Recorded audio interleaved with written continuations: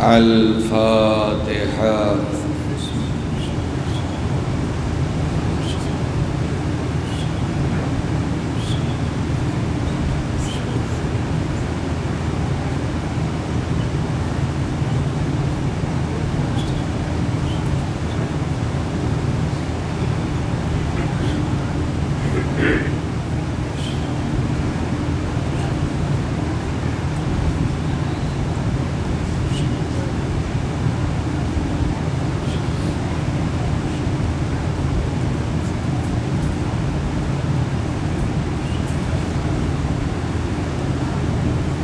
أعوذ بالله من الشيطان اللعين الرجيم. بسم الله الرحمن الرحيم. الحمد لله رب العالمين، والصلاة والسلام على سيد الأنبياء والمرسلين والمخاطب بطه وياسين وصاحب الدين الظاهر والزمان الباهر واللسان الذاكر والقلب الشاكر والآباء الأخابر والأمهات الطواهر والنبي الممجد والرسول المسدد، سمي في السماء أحمد وفي الأرض أبي القاسم محمد.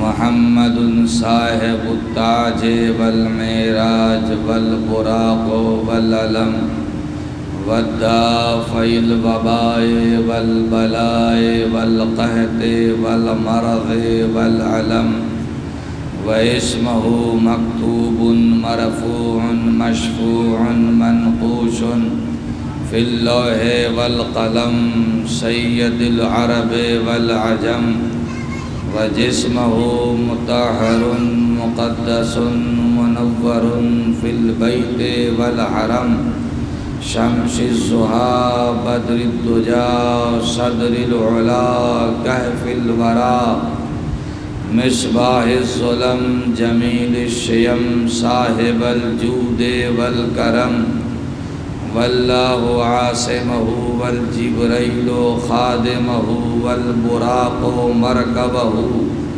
والمعراج سفرہ وسدرۃ المنتہی مقامہ، والقاب قوسین مطلوبہ والمطلوب مقصودہ والمقصود موجودہ، سید النبیین شفیع المذنبین، وما ارسلناک الا رحمتا للعالمین، وآلہ الطیبین الطاہرین المعصومین المظلومین المنتخبین المنتجبین، غر المیامین آمین، الذین اذھب اللہ عنہم الرجس وطہرہم تطہیرا۔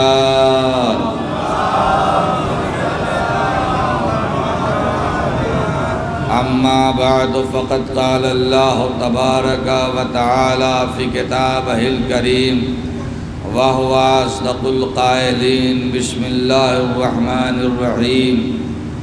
الرحمن علم القرآن خلق الانسان علمہ البیان، الشمس والقمر بحسبان والنجم والشجر یسجدان۔ صلوات پڑھیے محمد۔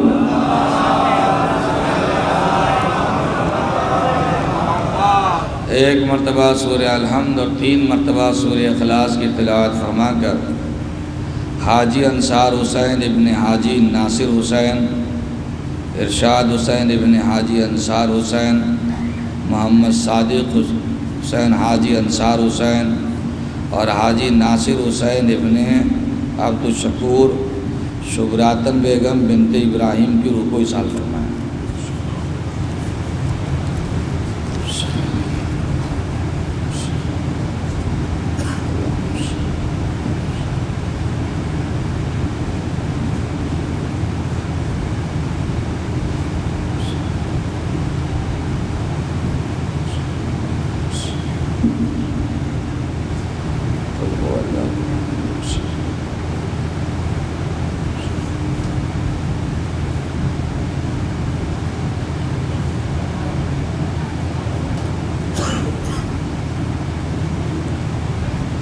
برادران عزیز اور سامعین محترم، باڑہ ہندو راؤ کی سزا خانے میں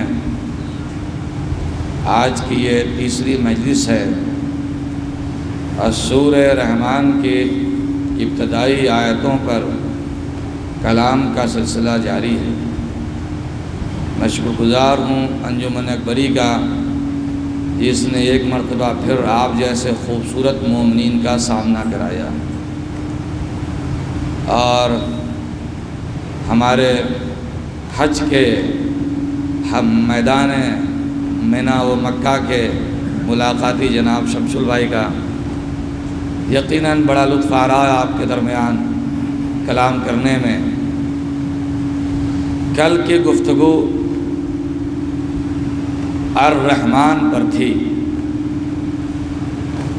پہلا ورڈ الرحمن ہے، دوسرا علامہ ہے، تیسرا قرآن ہے اور چوتھا خلقہ ہے اور پانچویں مرحلے میں انسان ہے۔ صلوات پڑھیے محمد و آل محمد پر۔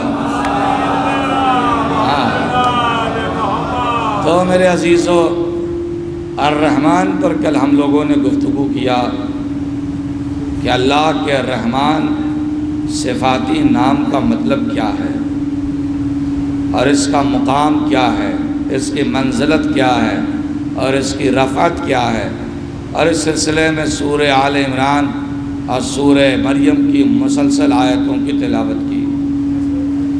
اب دوسرا لفظ علامہ زیر بحث ہے، علم القرآن۔ تو یہ دونوں لفظ کو ایک ساتھ بحث میں نہیں لایا جا سکتا، اس لیے کہ دونوں خود بخود الگ الگ ایک موضوع ہیں۔ اس لیے آج ہم صرف علامہ پر بحث کریں گے۔ علم القرآن، علامہ یعنی علم دینا، علم سکھانا، منزلت علم، مقام علم، اقسام علم۔ یا بت انی قد جانی من العلم، اور یہ ابراہیم ہیں جو منہ بولے باپ آزر سے کہہ رہے ہیں، یا بت انی قد جانی من العلم، اے آزر یقیناً میرے پاس وہ علم آ چکا ہے جو تیرے پاس نہیں ہے، یقیناً میرے پاس وہ علم آ چکا ہے جو تیرے پاس نہیں ہے۔ معلم یاتکا فتبعنی اہدکا صراطا سویا، پس تو میری پیروی کر تاکہ میں تجھے سیدھا راستہ دکھاؤں۔ آزر عمر میں کافی بڑا ہے، ابراہیم عمر میں کافی چھوٹے ہیں، مگر ابراہیم کہہ رہے ہیں کہ تو میری پیروی کرے گا، میں تیری پیروی نہیں کروں گا۔ حالانکہ تو بڑا ہے، بزرگ ہے، بوڑھا ہے، لیکن میں تیرے پیچھے نہیں چلوں گا، تو میرے پیچھے چلے گا، اس لیے کہ میرے پاس علم ہے، تیرے پاس علم نہیں ہے۔ پتہ نہیں غور نہیں کیا آپ نے، میرے پاس علم ہے، تیرے پاس علم نہیں ہے۔ پتہ یہ چلا کہ زمانہ علم کے پیچھے چل سکتا ہے، زمانہ علم کے پیچھے چلتا ہے، سینوں سال کے پیچھے نہیں چلا کرتا۔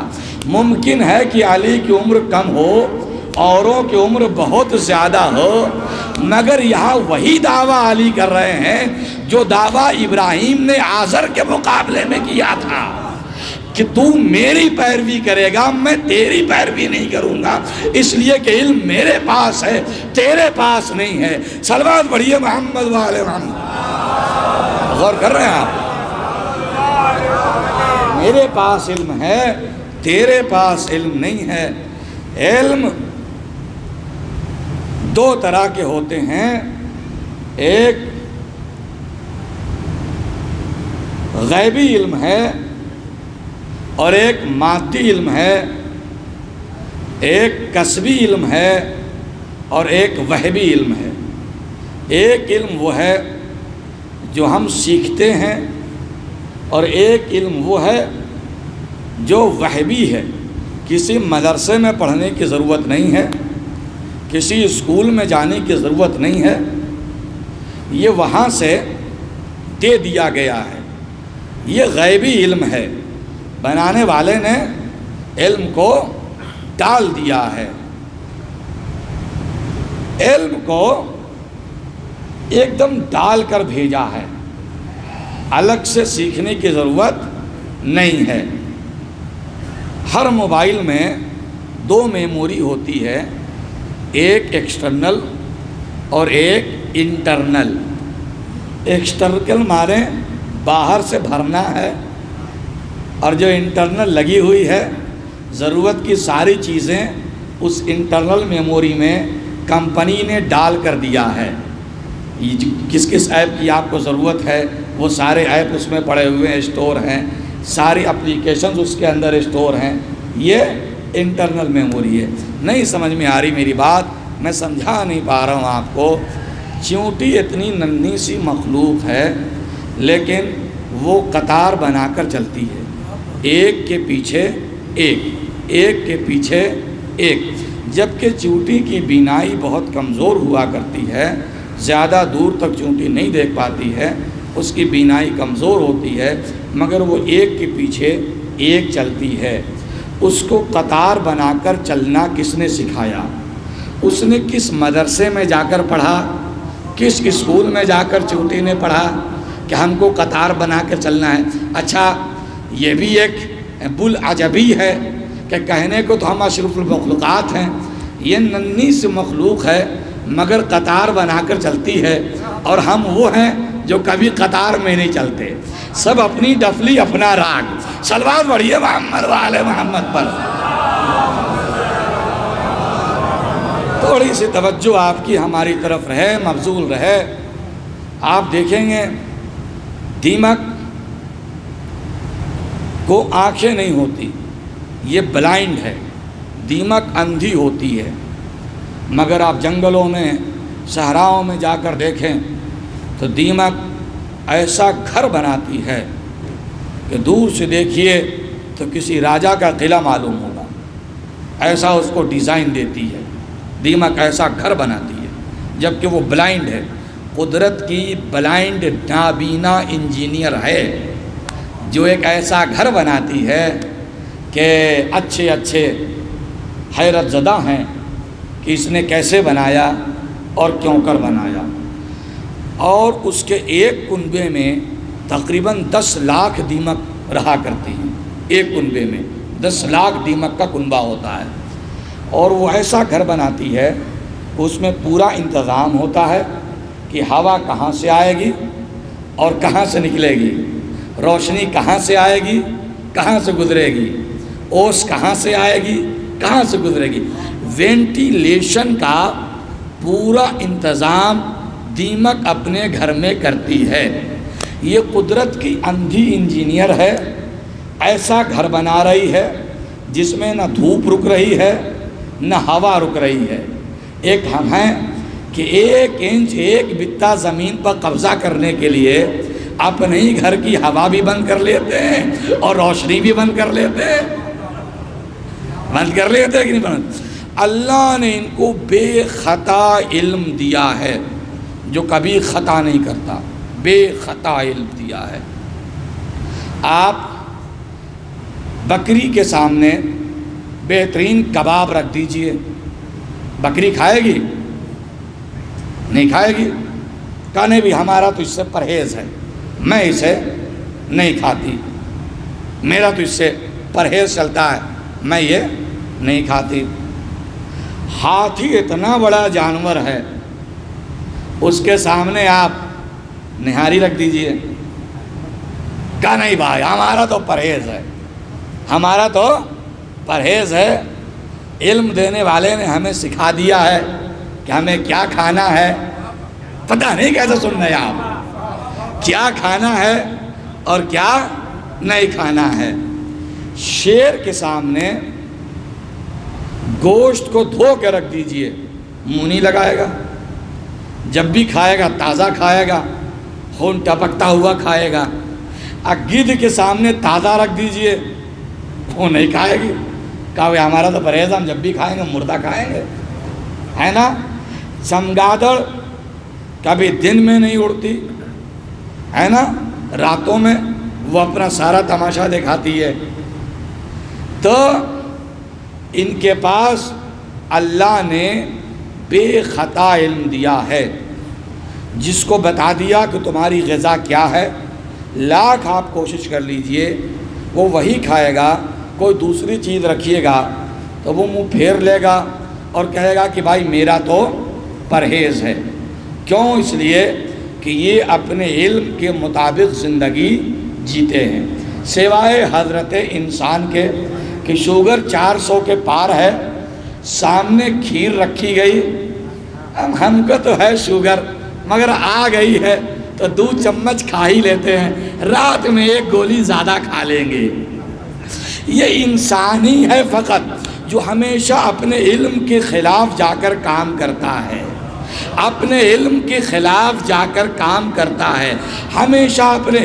چونکہ ہم جاننے کے باوجود بھی علم کے خلاف جا کر کام کرتے ہیں، اس لیے ہمیشہ ہمارے لیے ضرورت رہی کہ کوئی کان پکڑ کے ایٹھنے والا موجود رہے کہ ارے یہ کیا کر رہا ہے، کم بخت تجھے شوگر ہے، اب تو مان جا، زیادہ کھا لے گا تو ہسپیٹل میں چلا جائے گا.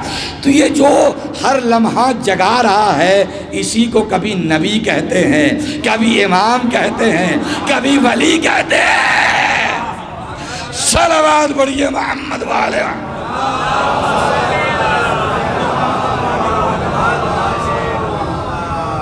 غور کر رہے ہیں آپ میرے عزیزو؟ تو ماخذ علم کے اعتبار سے علم کی 2 قسمیں ہیں، علم بالواسطہ اور علم بلا واسطہ. علم بالواسطہ وہ ہے جو ذریعے سے آئے، اور علم بلا واسطہ وہ ہے جو ڈائریکٹ آئے، بغیر کسی ذریعے کے آئے. تو علم بلا واسطہ کی 3 قسمیں ہیں، وجدان، فطرت اور بداعت اولیہ. علامہ کی تفسیر ہو رہی ہے آپ کے سامنے. وجدان، فطرت، بداعت اولیہ.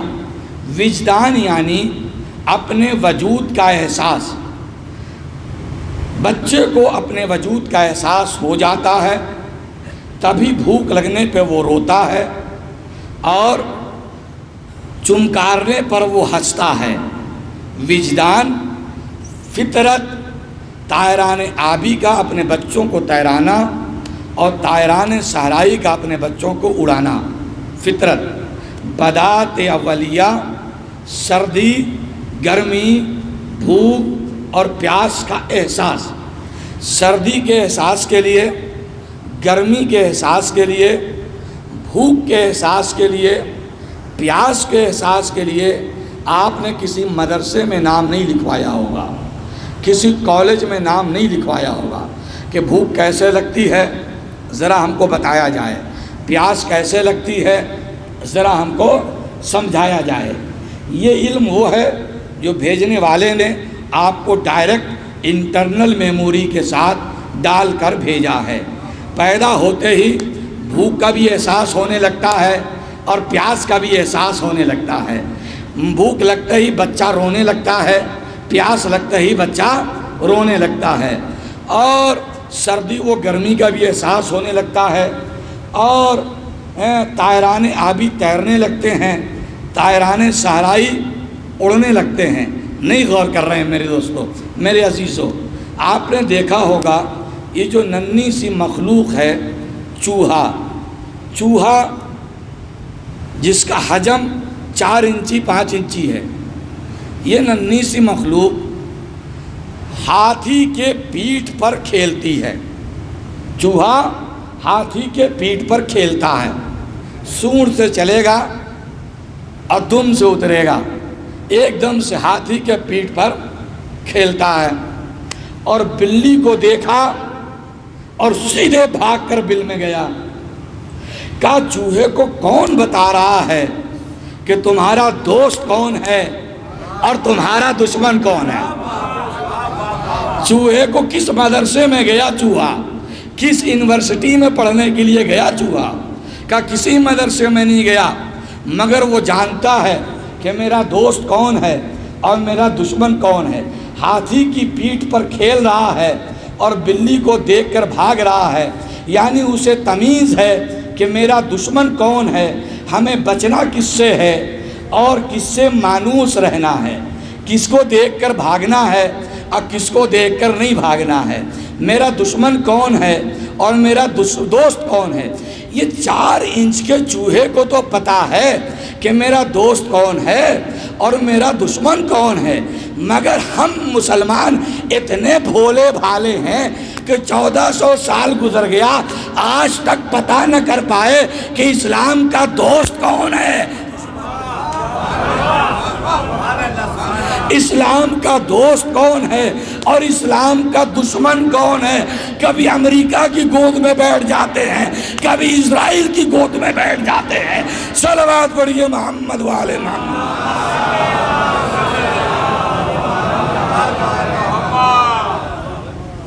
بھئی ایسے نہیں، معاملہ ایسے آگے نہیں بڑھے گا، ایسا مردہ صلوات پر زندہ لوگوں کے درمیان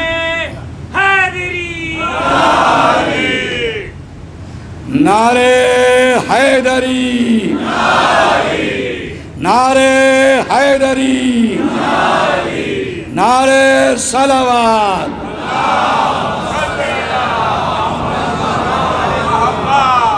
تو وجدان، فطرت، بدعت اولیہ، یہ علم بلا واسطہ کی قسمیں ہیں، یعنی بغیر کسی وسیلے کے علم آئے۔ دوسرا ذریعہ ہے علم بالواسطہ، یعنی کسی نہ کسی ذریعے سے علم حاصل ہو۔ تو علم بالواسطہ کی بھی 2 قسمیں ہیں، علم بالاحساس، علم بالعقل۔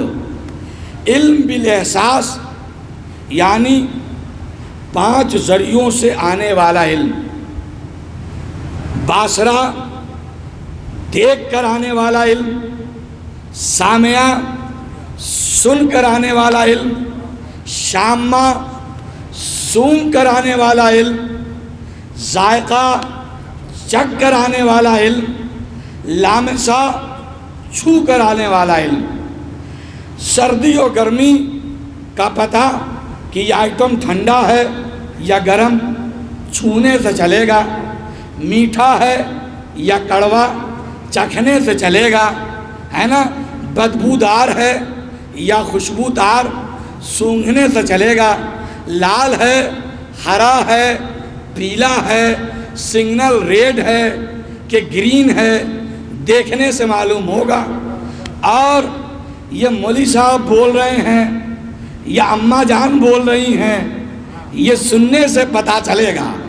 تو علم اگر 5 ذریعوں سے حاصل ہو، باصرہ، سامعہ، لامسہ، ذائقہ، تو اس علم کو 5 ذریعے سے جو علم حاصل ہو رہا ہے اس کو حواس خمسہ کہا جاتا ہے، حواس خمسہ کہا جاتا ہے۔ تو اگر اس جسم کو 5 ذریعوں سے علم حاصل ہو رہا ہے تو اسے حواس خمسہ کہا جاتا ہے، اور اگر روح کو 5 ذریعوں سے علم مل رہا ہے تو اسے خامس اعلی۔ صلوات پڑھیے محمد والے محمد پر۔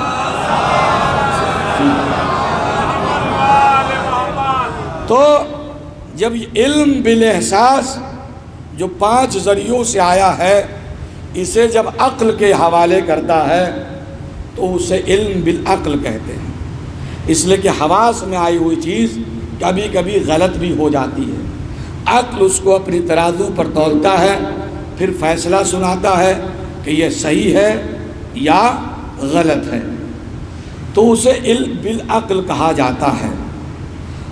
لیکن یہ سب علم کے مترادفات ہیں، علم کی قسمیں ہیں، یہ وہ علم نہیں ہے جس علم کی بات علامہ میں کہی جا رہی ہے، یہ سب علم کے مترادفات ہیں۔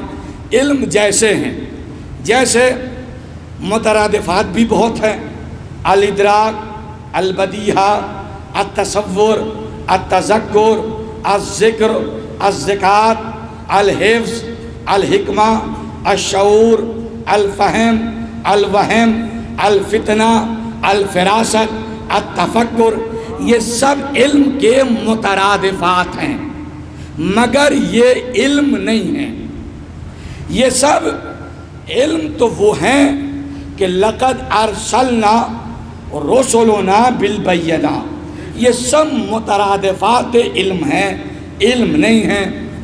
اس لیے جو قرآن نے فیصلہ سنایا کہ ما لہم بہ من علم ان یتبعون الا الظن ان الظن لا یغنی من الحق شیئا، کہ تمہارے پاس کچھ بھی نہیں ہے سوائے گمان کے، اور گمان حق کی جگہ نہیں لے سکتا۔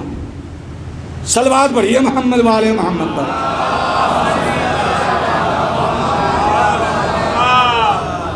میں اردو میں بول رہا ہوں،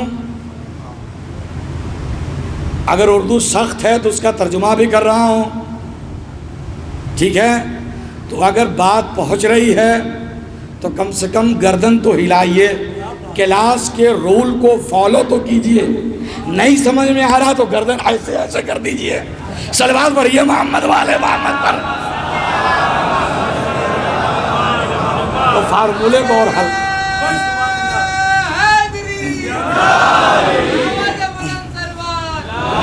ہم یہ کہاں کہہ رہے ہیں، ہم یہ کہاں کہہ رہے ہیں،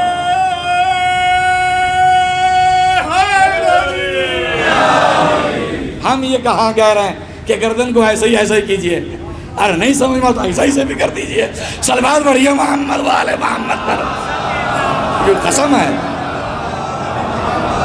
یہ مترادفات علم ہیں۔ ما لہم بہ من علم، ہمارے پاس کوئی علم نہیں ہے، جو بھی ہے ظن، الا الظن، ظن ہے، گمان ہے، اور گمان حق کی جگہ نہیں لے سکتا۔ کیوں؟ اس لیے کہ زندگی کا سفر شک و ریب کے سیارے پر نہیں ہو سکتا، دنیا سے آخرت تک کا سفر وہم و گمان کی ٹوٹی ہوئی کشتی پر نہیں کیا جا سکتا۔ اس کے لیے کوئی سفینہ نجات کی ضرورت ہے کہ نہیں ہے؟ مشہور فلسفی ہیں، کیلیفورنیا یونیورسٹی کے ڈائریکٹر ہیں اٹکن، ان سے پوچھا گیا کہ آپ ذرا ہمیں اس کائنات کے بارے میں بتائیے کہ یہ کائنات کیسے بنی، کائنات کیا ہے؟ تو انہوں نے کہا کہ بھائی ہم اس کائنات کے بارے میں تمہیں کیا بتائیں، یہ وہ کتاب ہے کائنات کہ جس کا نہ پہلا ورق ہمارے سامنے ہے اور نہ آخری ورق ہمارے سامنے ہے، بیچ بیچ سے پڑھا کر جو تھوڑا بہت سمجھ میں آتا ہے ہم لوگ بتا دیتے ہیں، نہ پہلا ورق نہ آخری ورق۔ کائنات کیسے بن رہی تھی یہ نہ ہم نے دیکھا، اور ختم ہو جانے کے بعد قیامت کے بعد کیا ہوگا نہ یہ ہم دیکھ رہے ہیں۔ تو بیچ بیچ سے جو سمجھ میں آ رہا ہے بتا دے رہے ہیں، جو نہیں سمجھ میں آ رہا ہے تو راکٹ اڑاتے رہتے ہیں، کبھی چاند پہ بھیج رہے ہیں، کبھی منگل پہ بھیج رہے ہیں۔ صلوات پڑھیے محمد والے محمد پر، تاکہ کچھ سراغ ملے، کچھ پتہ ہوتا چلے کہ معاملہ کیا کیسے بتائیں۔ یہ فقط قرآن ہی ہے جس کے پاس کائنات کی کتاب کا پہلا ورق بھی ہے اور آخری ورق بھی ہے۔ ارے قرآن کا دوسرا ہی سورہ ہے اور انی جاعل فی الارض خلیفہ کی داستان ہے کہ کائنات بنی تو ملائے اعلیٰ میں کیا ہوا، اور یہ قرآن ہے جس کا 30واں پارہ ہے، لا اقسم بیوم القیامہ ولا اقسم بالنفس اللوامہ، کہ تمہیں نہیں پتا کہ ختم ہو جانے کے بعد قیامت بھی ہے، جب تمہیں قبروں سے نکالا جائے گا، تمہیں اٹھایا جائے گا۔ صلوات پڑھیے محمد والے محمد۔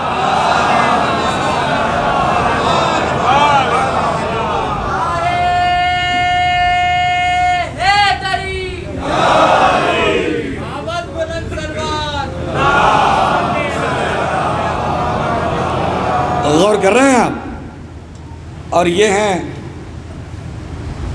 مشہور فلسفی برزخان۔ ان سے پوچھا گیا کہ کیا ہم فلسفے کی روشنی میں اپنے عقل کے بھروسے پر زندگی کا سفر طے کر سکتے ہیں؟ تو وہ کہتے ہیں کہ ہم فلسفے کی روشنی میں زندگی کا سفر طے نہیں کر سکتے، اس لیے کہ ہم کتنا بھی پرواز کریں گے ایک خاص حد تک جا کر رک جائیں گے، اس کے آگے کی آخری حد ہم کو پتہ نہیں ہے۔ اور سر جیمز جیز نے تو بالکل آئینہ کر دیا آپ کے سامنے۔ وہ کہتے ہیں کہ ہم فلاسفہ کی مثال، تمثیل افلاطون بھی یہی ہے، ہم فلاسفہ کی مثال ایسے ہی ہے، دانشور، مفکر، سائنٹسٹوں کی مثال ایسے ہی ہے کہ جیسے زنجیروں میں جکڑ کر غار کے دہانے پر بیٹھا دیا گیا ہو، پیٹھ اجالے کی طرف ہو اور منہ اندھیرے کی طرف ہو۔ پتہ نہیں میری بات پہنچ رہی کہ نہیں؟ پیٹھ اجالے کی طرف اور منہ اندھیرے کی طرف۔ اب بتائیے، منہ تو ہے اندھیرے کی طرف، جدھر اجالا تھا ادھر منہ تو ہے نہیں، منہ اندھیرے کی طرف ہے، تو کیا نظر آئے گا آپ کو؟ کبھی کبھی ہلکی پھلکی پرچھائیاں نظر آ جائیں گی، اور کبھی مدھم سی کرن اگر نظر آئی بھی تو ممکن ہے وہ کرن نہ ہو بلکہ فریب نظر ہو۔ جو بھی نظر آئے گا ہلکی پھلکی پرچھائیاں ہوگی۔ ہم فلاسفہ کی مثال ایسے ہی ہے کہ جیسے زنجیروں میں جکڑ کر غار کے دہانے پر بیٹھا دیا گیا ہو، منہ اندھیرے کی طرف ہے اور پیٹھ اجالے کی طرف ہے۔ ہم اندھیرے میں گھور رہے ہیں، کبھی کبھی ہلکی سی پرچھائیاں نظر آ جاتی ہے تو ٹٹول کر اسی کو اٹھا لیتے ہیں اور کہتے ہیں کہ بہت بڑی چیز ہم نے پا لیا، دیکھو ہم نے ایجاد کر دیا، دیکھو ہم موجد ہیں۔ لیکن ممکن ہے کہ وہ بھی فریب نظر ہو۔ ایسی کتنی بڑی کتنی ہی ایجادات سامنے آئی جس کے بارے میں بہت ڈھولک پیٹا گیا اور بعد میں کہا گیا کہ نہیں صاحب یہ تو بڑی ہانیکارک ہے، اس سے تو کڈنی بیٹھ جاتی ہے۔ ارے بھائی، ایک زمانے میں نیمو سلائڈ کا چلن کتنا تھا، اور بعد میں یہ تحقیق آئی کہ نہیں صاحب جس کو ہم کہہ رہے تھے کہ بہت بڑا تیر مارا، تیر تو اس پر نہیں مارا تھا، یہ ہماری کڈنی ضرور مار رہی ہے۔ صلوات پڑھیے محمد والے محمد پر۔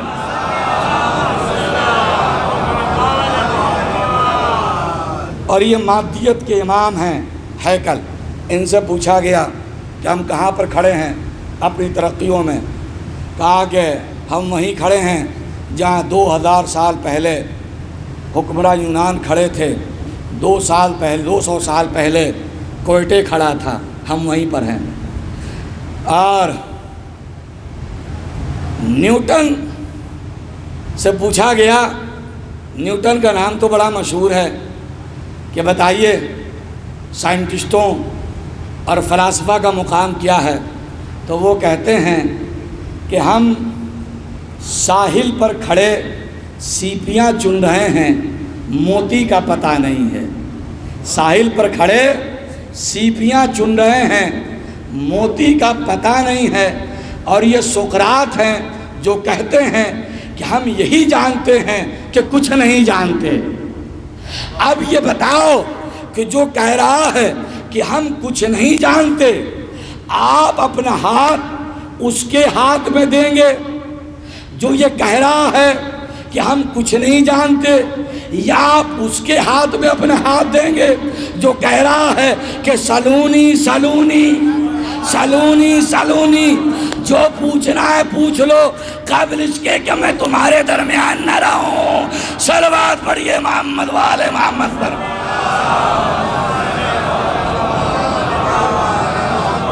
تو ان سب کے پاس اندازے ہیں، زن ہے، اس کے علاوہ کچھ بھی نہیں ہے۔ حقیقت کیا ہے یہ کسی کو پتہ نہیں، حقیقت اشیاء کیا ہے کسی کو پتہ نہیں۔ تو آپ یہ بتائیے، اندازہ ہے اور زن ہے سب کے پاس۔ میرے نوجوانوں، میرے بچوں، یہ بتاؤ کہ ایک آدمی یہ کہہ رہا ہے کہ یہاں سے وہاں تک کا فاصلہ 40 گز ہے، 20 گز ہے، بالفرض محال یہاں سے وہاں تک کا فاصلہ 20 گز ہے اندازے سے، اور ایک فیتے سے ناپ کے کہہ رہا ہے کہ یہاں سے وہاں تک کا فاصلہ 25 گز ہے۔ بتاؤ آپ کس کی بات مانو گے؟ بولو میرے بھائی، کس کی بات مانو گے؟ کس سے؟ زور سے بول دو اور لوگ بھی سن لیں۔ کیوں؟ اس لیے کہ فیتا بنا ہی اس کام کے لیے ہے۔ میں نے بڑی بات کہہ دیا، فیتا بنا ہی اس کام کے لیے ہے۔ کہا جو جس کام کے لیے بنا ہوتا ہے اس کی کہی ہوئی بات زیادہ پرفیکٹ ہوتی ہے بنسبت اس کے جو اندازے سے بول رہا ہے۔ اسی لیے تو ہم کہتے ہیں کہ ان کی باتیں نہ مانیے، بات ماننا ہے تو محمد کی مانیے، علی کی مانیے، فاطمہ کی مانیے، حسن کی مانیے، اس لیے کہ یہ بنے اس کام کے لیے ہیں۔ صلوات پڑھیے محمد والے محمد۔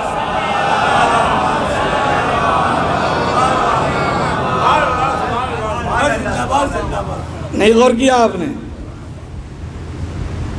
ایک کہتا ہے کہ آسمان حد نظر ہے، اور ایک کہتا ہے کہ میں آسمانوں کی سیر کر کے پلٹا ہوں۔ بتاؤ کس کی بات مانو گے؟ جو سیر کر کے پلٹا ہے۔ ایک کہتا ہے کہ آسمان حد نظر ہے، اور ایک کہتا ہے کہ میں سیر کر کے پلٹا ہوں۔ ایک کہتا ہے کہ قبر میں اندھیرا ہوگا، اور ایک کہتا ہے کہ میں وہاں رہوں گا، اور جہاں میں رہوں گا وہاں سویرا ہوگا۔ ایک کہتا ہے کہ جنت و دوزخ کچھ بھی نہیں، ایک کہتا ہے کہ جنت و دوزخ ایک حقیقت ہے اور میں اس کا بانٹنے والا ہوں۔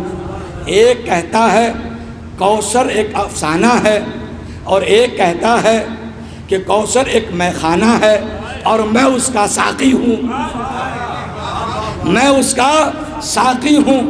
ایک طرف تاریکی ہے، ایک طرف اجالا ہے، ایک طرف نور ہے، ایک طرف تاریکی ہے، ایک طرف اندھیرا ہے، ایک طرف اجالا ہے، ایک طرف شک ہے، ایک طرف یقین ہے، ایک طرف فلاسفہ کا ڈیرا ہے، ایک طرف انبیاء کی ہدایتوں کا سویرا ہے، ایک طرف فلاسفہ کے الجھے ہوئے مسائل ہیں، ایک طرف قرآن کے سلجھے ہوئے وسائل ہیں، ایک طرف کانٹ ہے، میکاولی ہے، اور ایک طرف حسین ہے اور علی ہے۔ بتاؤ تم اپنا ہاتھ کس کے ہاتھ میں دو گے؟ تو ہم اپنا ہاتھ اسی کے ہاتھ میں دیں گے کہ جدھر قرآن کھڑا ہوگا اور جدھر علی کھڑے ہوں گے۔ صلوات پڑھیے محمد والے محمد پر۔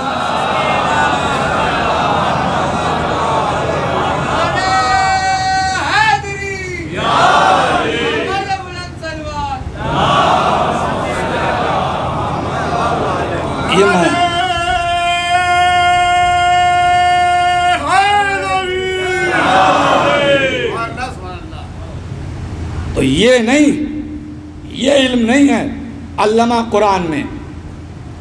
کون سا علم ہے؟ لقد ارسلنا رسلنا بالبینات۔ یہ وہ علم ہے کہ ہم نے رسولوں کو بینات کے ساتھ بھیجا۔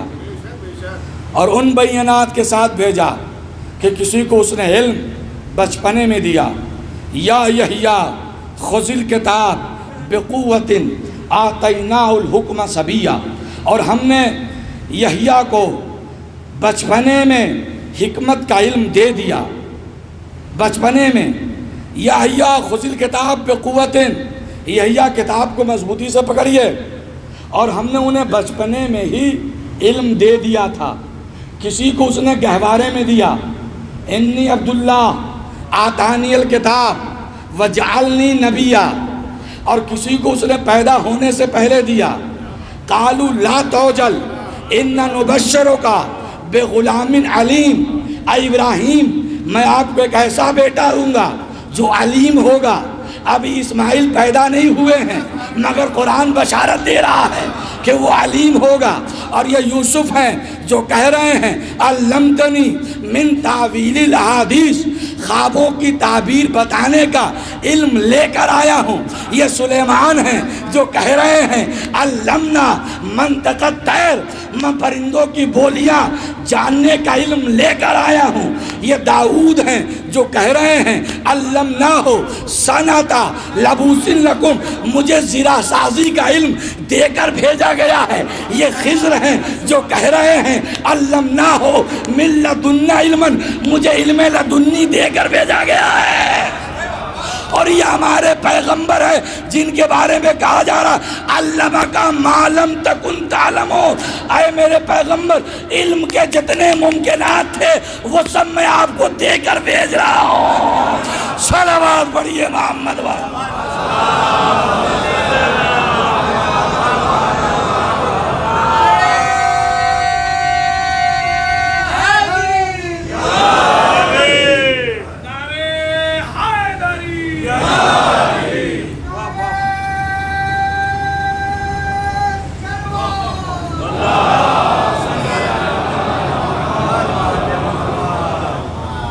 جتنے علم کے ممکنات تھے وہ ہم سب آپ کو دے کر بھیج رہے ہیں. اب ایک سوال ہے بچوں سے، یا یحییٰ خذ الکتاب بقوۃ آتیناہ الحکم صبیا، اور بچپنے میں ہی میں نے یحییٰ کو حکمت کا علم دے دیا. کہاں ملا یحییٰ کو علم حکمت؟ کہ یحییٰ پیدا ہوئے تو زکریا کے گھر میں، انہیں زکریا کے گھر میں ملا. انی عبداللہ آتانی الکتاب وجعلنی نبیا، عیسیٰ کہہ رہا ہے میں کتاب لے کر آیا ہوں. کہاں ملی انہیں کتاب؟ کہ مریم کی گود میں. اور یوسف کہہ رہا علمتنی من تعویل الاحادیث، میں خواب کی تعبیر بتانے کا علم لے کر آیا ہوں. انہیں علم کہاں ملا؟ یوسف پیدا ہوئے یعقوب کے گھر میں تو یعقوب کے گھر میں ملا. سلیمان کہہ رہے ہیں کہ میں پرندوں کی بولیاں جانتا ہوں اور اس کا علم لے کر آیا ہوں. ان کو یہ علم کہاں ملا؟ سلیمان پیدا ہوئے داؤد کے گھر میں تو داؤد کے گھر میں ملا. غور کر رہے ہیں آپ؟ اور یہ جناب زکریا ہیں اور یہ جناب سلیمان ہیں اور یہ جناب خضر ہیں. تو اب یہ انصاف سے آپ بتائیے کہ ان سب کو علم کہاں ملا؟ تو جو جہاں جہاں پیدا ہوا اس کو وہاں وہاں علم ملا. نہیں غور کر رہے ہیں آپ؟ جو جہاں جہاں پیدا ہوا کیوں وہاں وہاں ملا؟ کہ اس لیے کہ اس کی مشیت نے انہیں منتخب کر لیا تھا، انہیں چن لیا تھا. لہذا چونکہ یہ منتخب شدہ تھے لہذا جو جہاں جہاں پیدا ہوا اس کی مشیت نے اس کو وہاں وہاں جا کر علم دیا. کسی کو مریم کی گود میں دیا، کسی کو زکریا کے گھر میں دیا، کسی کو داؤد کے آنگن میں دیا، کسی کو یعقوب کے حجرے میں دیا. جو جہاں جہاں پیدا ہو رہا تھا چونکہ اس کی مشیت نے اسے چن لیا تھا لہذا اس کو وہاں وہاں جا کر علم دے رہا تھا.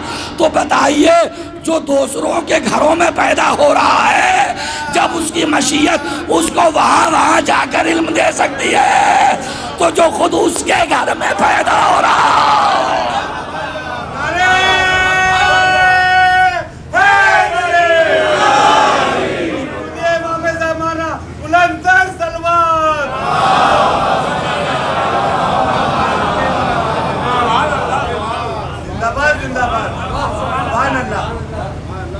جو خود اس کے گھر میں پیدا ہو رہا ہو،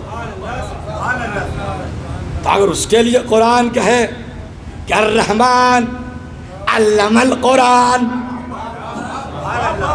ہے نا، علم دے کر بھیجا. ابھی 3 دن کے ہیں، کعبے سے باہر آئے، آغوش رسول میں آئے، زبان کھل گئی، توریت بھی سنا رہے ہیں، انجیل بھی سنا رہے ہیں، زبور بھی سنا رہے ہیں، قرآن بھی سنا رہے ہیں. کہ یہ مولوی بڑا جھوٹا ہے، ابھی تو قرآن نازل بھی نہیں ہوا تھا تو علی سنانے کیسے لگے؟ کہا یہی تو میں تمہیں بتانا چاہتا ہوں کہ جب وہ منتخب کر لیتا ہے تو ان کے گھروں میں جو پیدا ہوتے ہیں ان کو اس کی مشیت جا کر علم دے دیتی ہے. علی تو خود اس کے گھر میں پیدا ہو رہے تھے، علی تو خود اس کے گھر میں پیدا ہو رہے تھے. اگر اس کی مشیت نے علم دیا تو کیا دیا؟ اور اسی لیے رسول نے فرمایا انا مدینۃ العلم وعلی بابھا، میں علم کا شہر ہوں اور علی اس کے دروازہ ہیں. ایک صاحب نے کہا کہ یہاں علی سے مراد یہ علی نہیں ہے، علی عربی ورڈ ہے، اس کے معنی ہے بلند، اس کے معنی ہے بلند. کہا کہ یہ علی نہیں ہے، اس کا ترجمہ یہ ہے کہ میں علم کا شہر ہوں اور دروازہ بلند ہے، دروازہ بلند ہے. بڑی بات تو بڑی عمدہ ہے کہ میں علم کا شہر ہوں اور دروازہ بلند ہے، علی مانے بلند، دروازہ بلند ہے. ہم نے کہا کہ بات تو بالکل صحیح کہہ رہے ہیں آپ جناب، ایک دم صحیح ترجمہ کر رہے ہیں، مگر چونکہ شہر آدمی ہے لہذا دروازہ بھی آدمی ہوگا. یہ اور بات ہے کہ کبھی دوش رسول کی بلندی پر ہوگا اور کبھی دست رسول کی بلندی پر ہوگا، تو جو بلندیوں پر ہوگا وہی دروازہ شہر رسول ہے. صلوات پڑھیے محمد وآل محمد پر.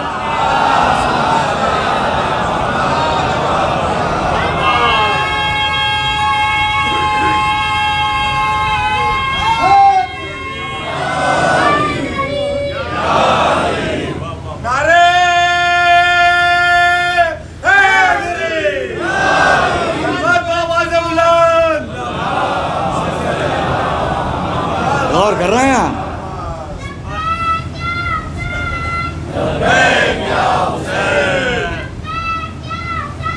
لبیک یا حسین، یا علی.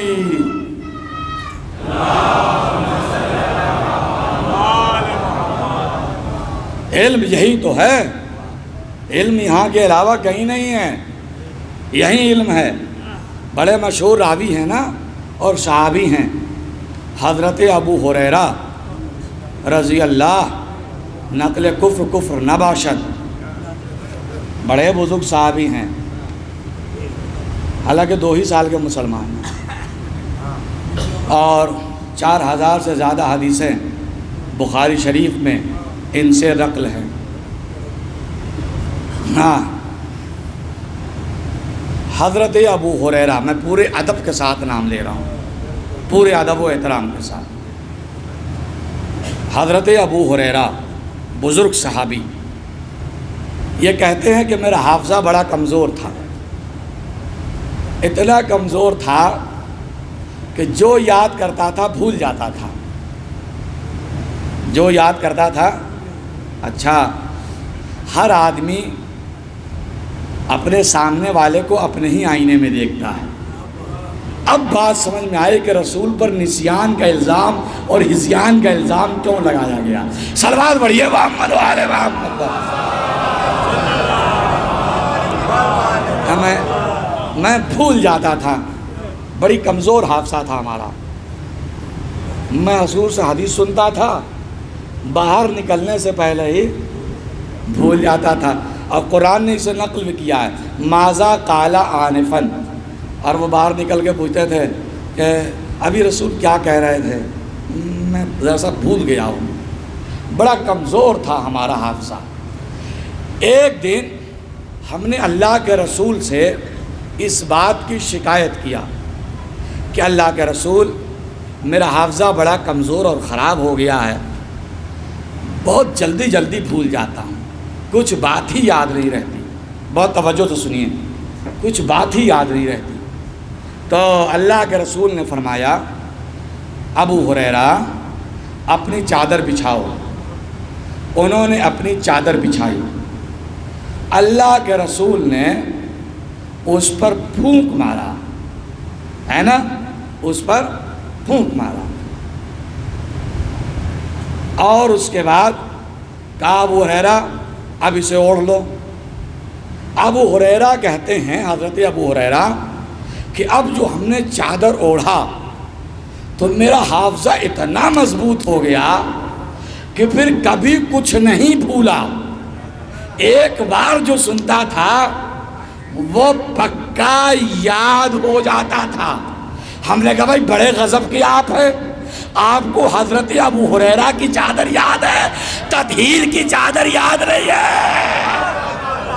جس چادر پر رسول پھونک دے اسے اگر کوئی اوڑھ لے تو حافظہ اتنا مضبوط ہو جائے، اور جس چادر میں رسول خود آ جائے تو بتائیے ان کا حافظہ کیسا مضبوط ہوگا۔ تو اگر ان کے لیے قرآن کہے کہ الرحمن علم القرآن خلق الانسان، تو حیرت کیا ہے۔ صلوات پڑھیے محمد والے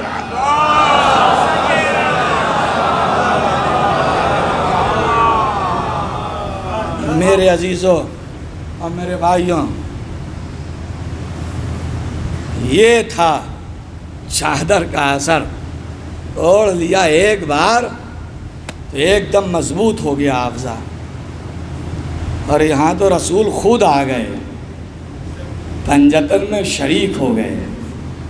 تو آپ جان جائیے میرے عزیزوں کہ علم دو طرح کا ہے، ایک کسبی علم ہے اور ایک وہبی علم ہے، جو تکوین میں اللہ دے کر بھیجتا ہے، ان کی خمیر میں اس علم کو ڈال کر بھیجتا ہے۔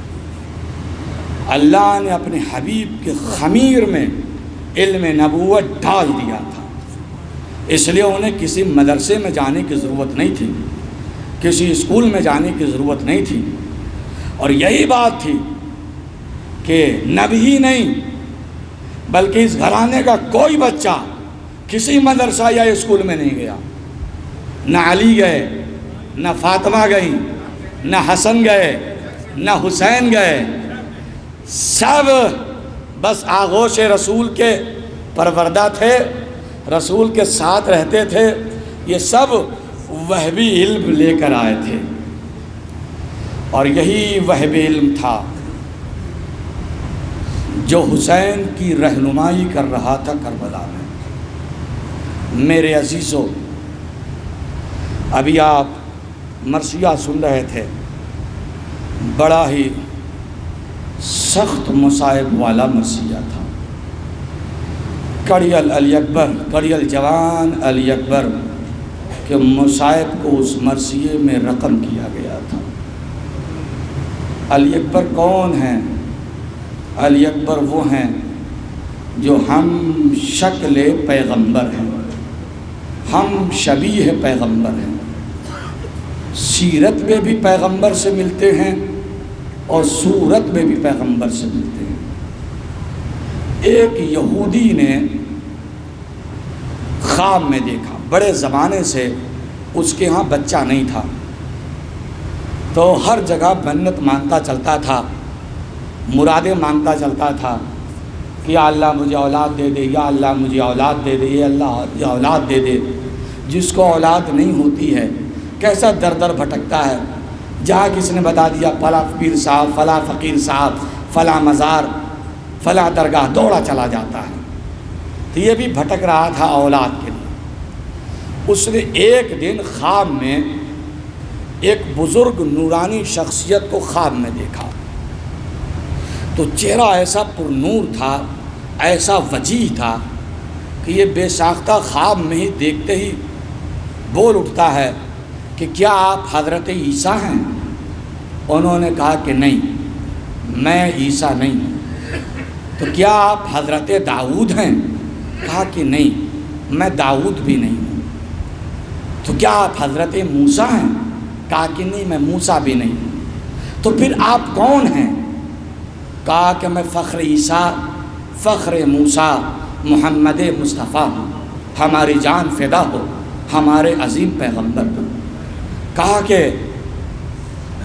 تیری دعا قبول ہو گئی، مدینے جا، وہاں میرا ایک نواسہ رہتا ہے، تو اس سے ملاقات کر، اللہ تجھے بیٹا عطا فرمائے گا۔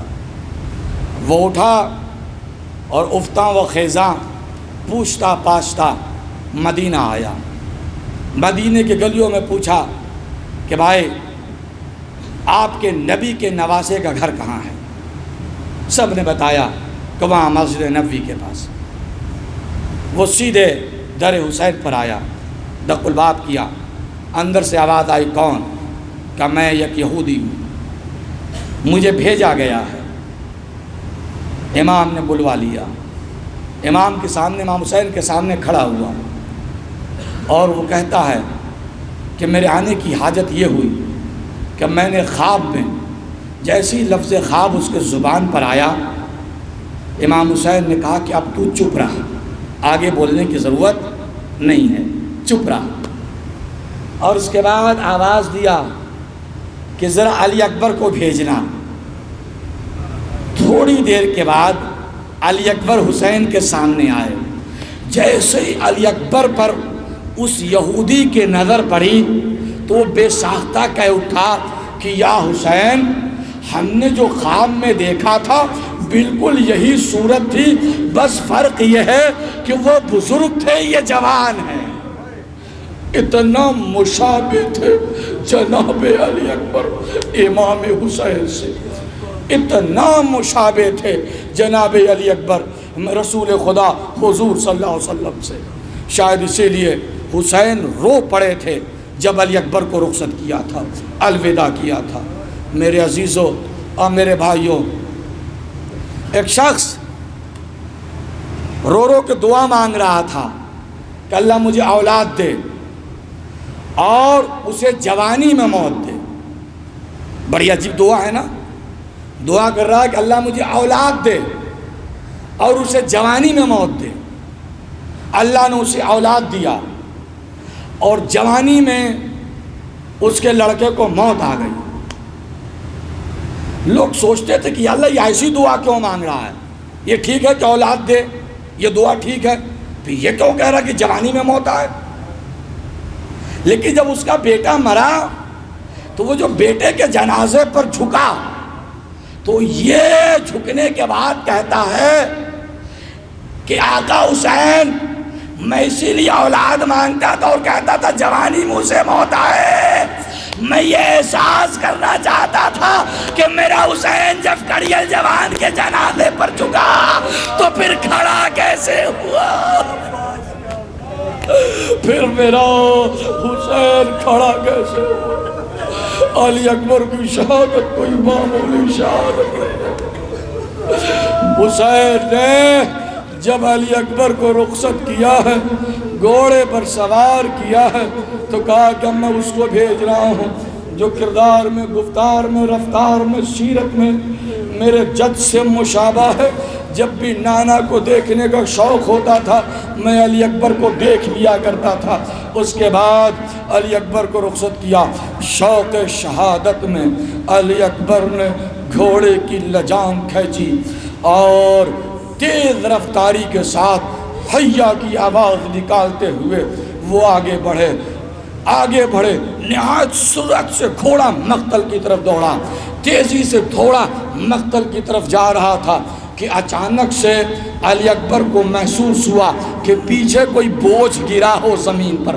مڑ کر دیکھا تو کیا دیکھا کہ بوڑھا بابا ہے جو ریت پر گرا ہوا ہے اور ریت سے اٹھنے کی کوشش کرتا۔ علی اکبر گھوڑے سے کود کر بابا کے پاس آئے، سہارا دے کر کھڑا کیا۔ اے بابا، آپ نے تو مجھے رخصت کر دیا تھا نا، پھر یہ پیچھے پیچھے کیوں آ رہے تھے بابا؟ جواب سنیں گے امام حسین کا، جواب سنیں گے امام حسین نے کیا کہا۔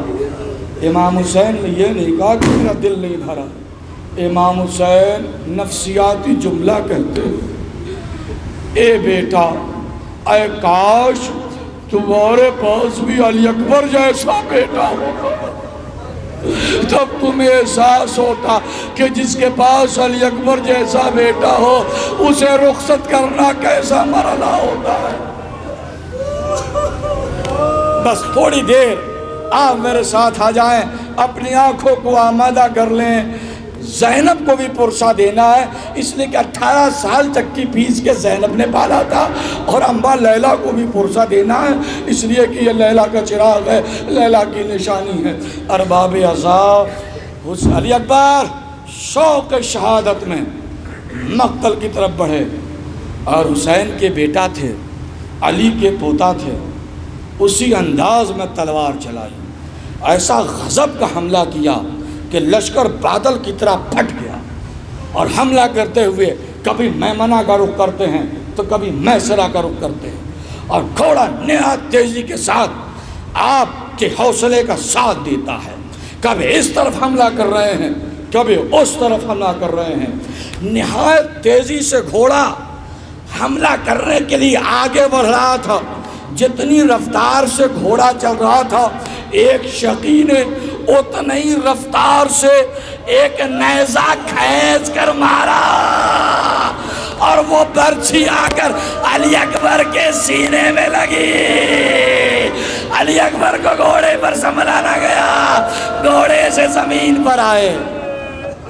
اللہ ان آوازوں کو سلامت رکھے جو غم علی اکبر میں بلند ہوئی ہے، گھوڑے سے زمین پر آئے۔ کربلا میں یہ دستور تھا نا کہ جو بھی گھوڑے سے زمین پر آتا تھا زخموں سے چور ہو کر اپنے اپنے رشتوں کے حوالے سے حسین کو مدد کے لیے پکارتا تھا۔ حبیب آئے، آواز دیا، اے بچپن کے دوست ہماری مدد کو آئیے۔ آنو محمد گھوڑے سے زمین پر آئے، آواز لگائی، میرے ماموں جان ہماری مدد کو آئیے۔ قاسم گھوڑے سے زمین پر آئے، آواز لگائی، چچا جان ہماری مدد کو آئیے۔ لیکن پتہ ہے جب علی اکبر گھوڑے سے زمین پر آئے تو انہوں نے اپنے بابا کو مدد کے لیے نہیں پکارا، انہوں نے کہا علیکم منی سلام، علیکم بابا بس ہمارا سلام قبول کیجئے۔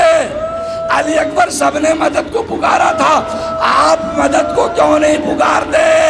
کہا مجھے یہ احساس ہے میرا بابا بوڑھا ہے، میں جوان ہوں، بوڑھے بابا سے جوان بیٹے کی میت دیکھی نہ جائے گی، اسی لیے میں کہتا ہوں بابا آنے کی ضرورت نہیں ہے، بس وہیں سے جواب سلام دیجئے، خدا حافظ۔ عزیزو علی اکبر گھوڑے سے زمین پر آئے، جو سلام کی آواز حسین کے کانوں سے ٹکرائی، حسین تیزی سے دوڑے، مگر اب حسین وہ حسین نہیں ہے، کافی کمزور لگ رہے حسین۔ ارے برابر کا بیٹا گھوڑے سے گرا ہے نا، ڈھونڈتے ڈھونڈتے علی اکبر کہیں نظر نہیں آتے، بینائی بھی کام نہیں کر رہی ہے، آواز لگائی، اے میرے بیٹے بنیا، میرے بیٹے کہاں ہو، اپنے بابا کی مدد کرو۔ آواز آئی، بابا میں ادھر ہوں۔ آواز کے سہارے حسین علی اکبر کے قریب پہنچے، کیا دیکھا کہ علی اکبر ایک ہاتھ اپنی آنکھوں پر رکھے ہیں اور ایک ہاتھ اپنے سینے پر رکھے ہوئے۔ بیٹا یہ آنکھوں پر ہاتھ کیوں ہے؟ بس مصائب کے آخری فقرے ہیں۔ بیٹا یہ آنکھوں پر ہاتھ کیوں ہے؟ کہا کہ بابا آنکھوں میں خون بھرے ہوئے ہیں۔ کہا بیٹا ہاتھ ہٹاؤ۔ ہاتھ ہٹایا، حسین نے علی اکبر کی آنکھوں سے خون صاف کیا۔ بیٹا یہ سینے پر ہاتھ کیوں ہے؟ کہا بابا یہ نہ کہیے گا، اسے نہ کہیے گا ہٹانے کے لیے۔ کہا کیوں بیٹا، سینے میں کیا ہوا ہے کہ تم کہہ رہے ہو کہ نہ ہٹانے کے لیے کہیے گا؟ بابا آپ سے دیکھا نہ جائے گا بابا۔ کہا بیٹا خیر تو ہے، خیر تو ہے۔ کہ بابا سینے میں ایک برچھی ٹوٹ گئی ہے بابا، نیزہ ٹوٹ گیا ہے۔ کہ بیٹا ہاتھ ہٹاؤ۔ ارباب اعضاء آپ نے برچھی دیکھی ہے؟ برچھی عرب لغات میں عرب کے اسلحوں کی تصویریں بھی بنی ہوتی ہیں، ذرا جا کر ان ڈکشنریوں میں دیکھیے گا برچھی کیسی ہوتی ہے۔